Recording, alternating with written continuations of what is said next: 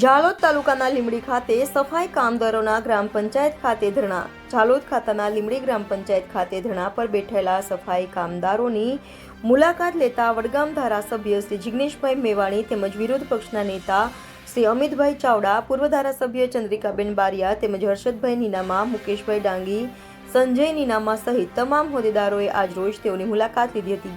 ઝાલોદ લીંબડી ગ્રામ પંચાયત વિસ્તારમાં સફાઈ કામદારો દ્વારા માંગ કરવામાં આવી છે કે અમને પૂરતું વેતન તેમજ અમને સફાઈ કીટ આપવામાં આવે તેવી માંગ ઉઠવા પામી હતી, જેમાં કહેવતમાં આવે છે કે 3 દિવસથી ધરણા પર બેઠેલા સફાઈ કામદારોની રજૂઆતને લઈને દાહોદ જિલ્લા અધિકારીઓ દ્વારા કોઈ પણ પ્રકારની બાંહેધરી આપવામાં આવી નથી. Reporter Dipesh Chauhan, Gujarat crime news, Dahod.